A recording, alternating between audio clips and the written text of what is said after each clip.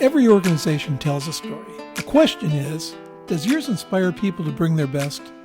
Welcome to the Joy-Centric Culture Podcast, and I'm your host, Bill Capodagli, author of the brand new book, Creating a Joy-Centric Culture, and the best-selling books, The Disney Way and Innovate the Pixar Way. Here we're going to explore how leaders turn purpose into practice, and workplaces into communities where people belong, grow, and matter. Not with slogans, but with daily choices. Because joy isn't just a perk, it's a practice. And culture isn't what you say, it's what you live. So let's begin.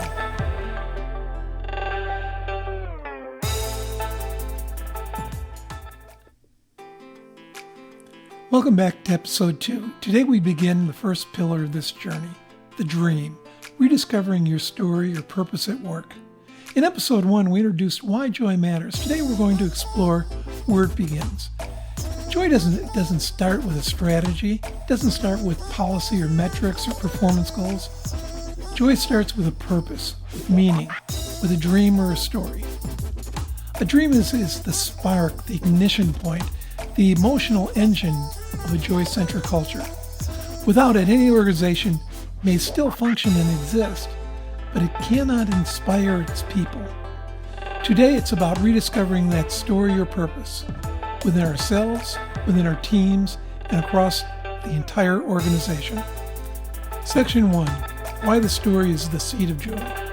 And when people lose sight of meaning, joy quietly evaporates. You've probably seen this before.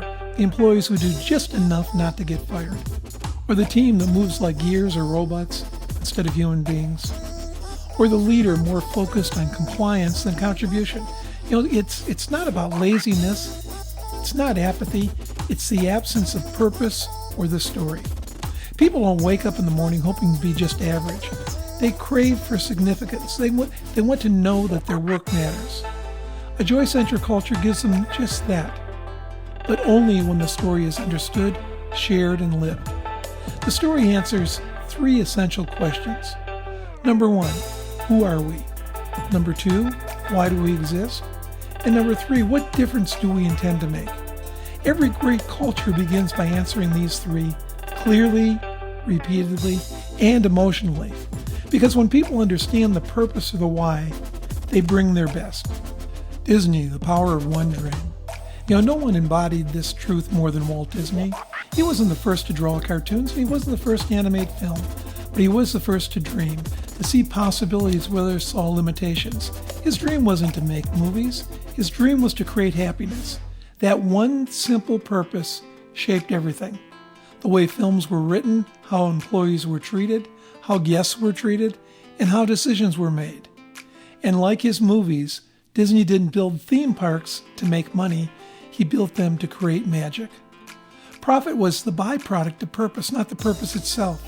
And that clarity became the engine of innovation. Joy wasn't just an outcome, joy was the mission. This is the heart of the dream phase. A compelling story that creates a culture where joy naturally grows. People need something to believe in, something that lifts them beyond tasks into meaning. When the story is clear, joy follows.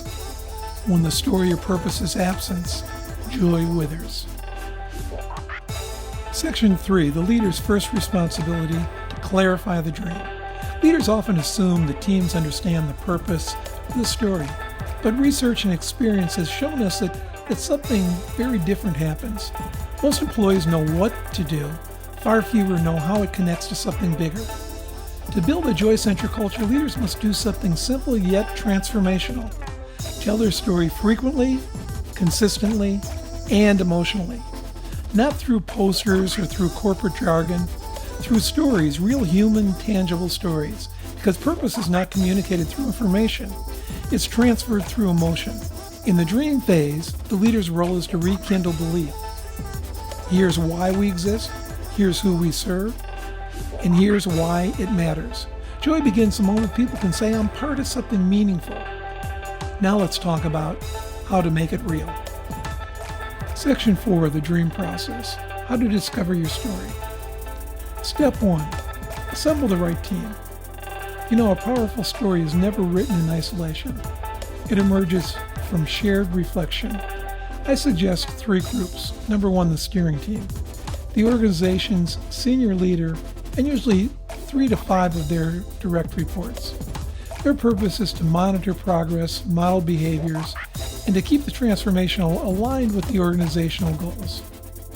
Next is the leadership team. It's the steering team plus all of their direct reports, usually 20 to 30 people. Their purpose is to craft the story, define shared values, and create codes of conduct that really bring that story to life. And lastly is the Joy champion. It's a leader at any level of the organization, chosen by the CEO to facilitate the process. Their purpose is to coordinate story circles, remove barriers, and to keep the joy visible as the guiding light of the organization. Step 2, 5 questions to inspire your story. Ask every leader to complete this reflection exercise before they come together. It's their homework. Number 1, what initially inspired you to work for this organization? Number 2, what inspires you today? Number 3, why are you proud to work here? What stories illustrate that pride? Number 4, how has your work improved the lives of your customers, clients, or community members? And lastly, what can others do or become because of the contributions you make? Encourage personal reflection, not perfection. The most meaningful stories often come from small, heartfelt moments. A customer's thank you note, a colleague's act of kindness, or problem solved that made life easier for someone else. Step 3, the story discovery workshop. It usually lasts around 4 hours. The facilitator could be the Joy champion or a trained leader. The purpose is to turn the individual reflections into the shared organizational story. Number 1, set the stage. Begin reminding everyone stories shape culture. Share brief examples from Disney, Zappos, Southwest Airlines, Four Seasons, or the Pike Place Fish Market to show how purpose and joy can be woven into daily work. Number 2, prepare the space. The materials you're going to need is first a large blank wall. Next, strips of drafting tape or that blue-green painter's tape stretch vertically across the wall, sticky side out. Next, masking tape to anchor the ends of the strips. 10 3x5 or 4x6 index cards per person. Next, blue or black felt tip markers for everyone. Make sure everyone has the same colored marker. You'll need 3/4 inch adhesive red dots for voting, 1 red marker to create header cards. Note that the drafting tape works like reusable post-it notes. Cards can be moved easily as your story takes shape. Next, number 3, capture insights. Invite leaders to quietly write their story elements based on the answers to their 5 questions from their homework assignment on index cards. 1 idea per card written clearly. Here are some examples. We help people feel safe. We treat every citizen like family. We make dreams accessible. No discussion yet. This is quiet time. Just ideas and reflection. Next, number 4, cluster and discuss. Read each card to the group and post the cards on the wall.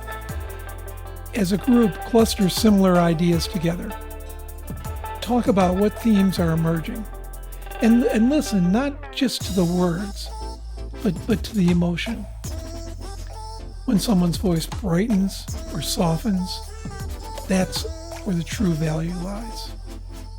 Next, number 5, vote on what matters most. Give each person 3 red dots and ask them to place their dots on the 3 cards or clusters that best express the spirit of a joyful, purpose-driven culture. Very quickly, your wall will start to reveal the beating heart of your organization. Here's an example of a storyboard from a recent client.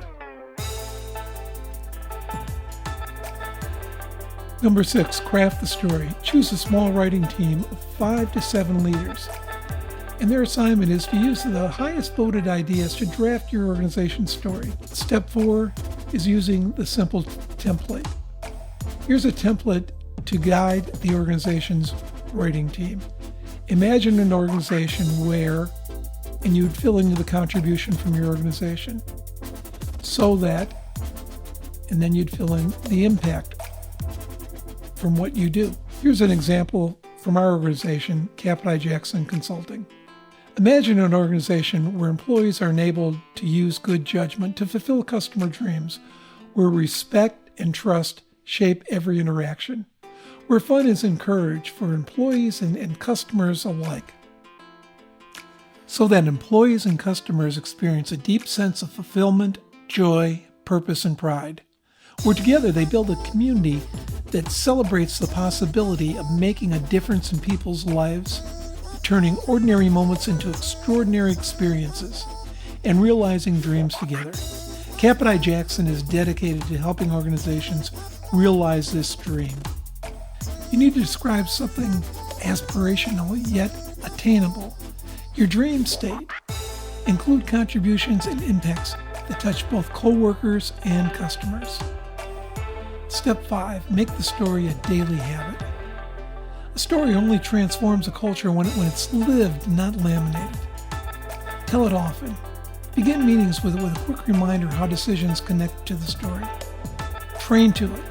Teach new employees how their work fits into the larger narrative. Next, celebrate it. Recognize people whose actions bring that story to life. Share it widely. Put it in newsletters, websites, community reports, and revisit it yearly. As your culture evolves, your story can too. Every ride at Disney tells a story. That's what makes it magical. Every role in your organization can tell a story too. That's what makes it meaningful.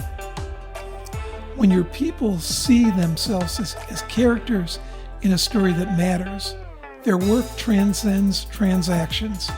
It becomes a shared dream, one that inspires joy, purpose, and pride every single day. Section 5, Case Study, the Pike Place Fish Market. Let's look at another iconic example.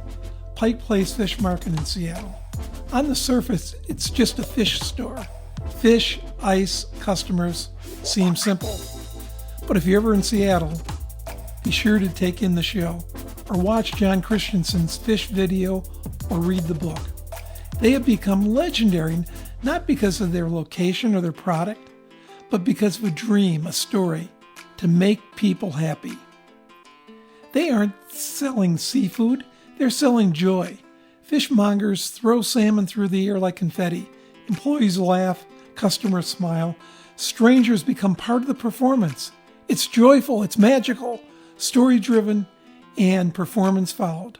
Culture, sales, loyalty, brand recognition, all because they define their work through meaning, story, not merchandise. This is dream in motion. This is joy made visible. Section 6, the neuroscience of purpose. Being story-driven isn't philosophical, it's biological. When people understand why their work matters, 3 neurochemical responses kick in. First, dopamine increases, fueling motivation, anticipation, and forward thinking. Second, oxytocin rises, building trust, belonging, and emotional connection. And third, serotonin stabilizes, supporting well-being, happiness, and patience. Your story or purpose doesn't just inspire, it chemically alters the human experience at work. That's why teams with clear purpose consistently outperform teams without it. Not because they have more talent, but because they have more heart. Section 7, a worker's moment of truth. Sue's story. Let me share a story that captures this perfectly. I worked with a team at Bristol Myers Squibb on the infant formula production line. We helped them create their story and taught them a few simple production process evaluation tools. Then we gave them just 1 hour each week to identify ways to improve quality or productivity. But here's the important part.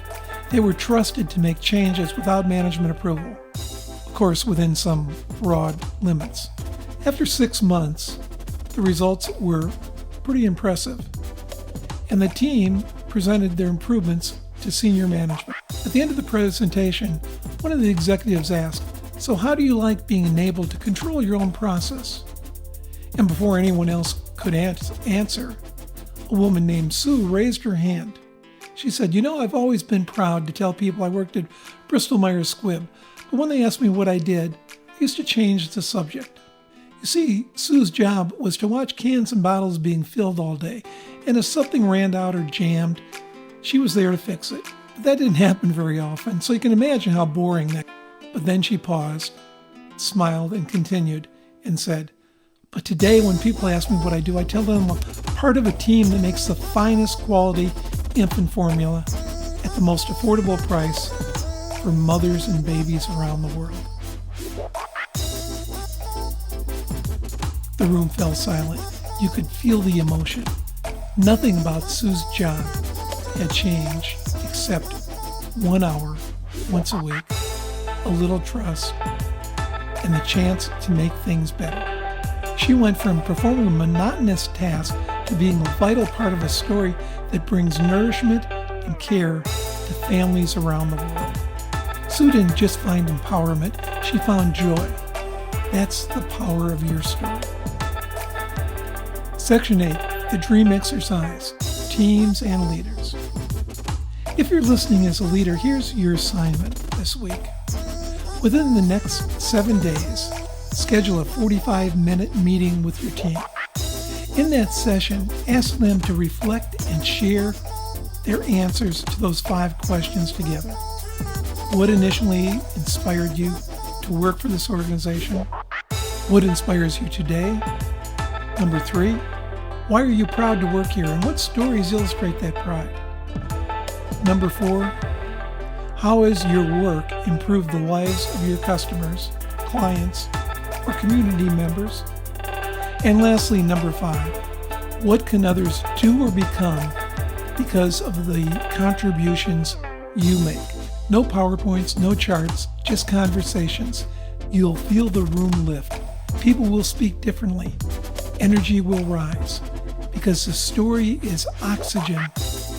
Then follow up with a storyboard session to identify your story elements and ultimately your organization's story to the human spirit.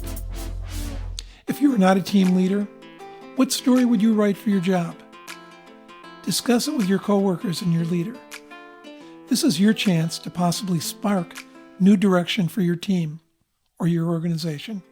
Section 9, barriers to purpose a story and how to remove them. Even with your story defined, obstacles remain. Here are some of the most common barriers and how to dismantle them. Barrier number 1, your story feels like marketing language. Here's a solution. Replace slogans with real stories. Share customer letters, frontline magical moments, and examples of team members living the story. Barrier number 2, leaders assume everyone already understands. Here's your solution. Take every opportunity to communicate your story. Begin each meeting with a purpose pause. Spend the first minute or 2 explaining how the meeting connects to your story. Barrier number 3, day-to-day tasks drowned out meaning. Solution, connect routine work to your story. Recognize people whose everyday actions exemplify your story. Barrier number 4, metrics overshadow mission. Solution, balance performance goals with joy goals. We'll talk more about this in a later episode. Barrier number 5, fear silences dreams. Solution, celebrate ideas, even imperfect ones. Encourage people to fail forward fast. We'll also explore this more in future episodes. Joy is fragile in a story-starved environment, but powerful when story is protected. Section 10, closing story. Early in my consulting career, a frontline employee came up to me after a workshop and said, "You helped me remember why I chose this job. I didn't forget, I just stopped hearing it." Her story was alive. It simply needed volume. Most employees are like that. They're not empty, just unheard. Not discouraged, just disconnected. And when they do, joy returns. Loyalty deepens, excellence follows, because a workplace with a purpose becomes a workplace worth belonging to. Thank you for joining me for Episode 2, Dream, Rediscovering Purpose at Work. Next time, we'll explore the second pier of the transformation. Episode 3, Values, the Golden Rule and Codes of Conduct. Until then, see the dream, speak the dream, live the dream, and always lead with joy.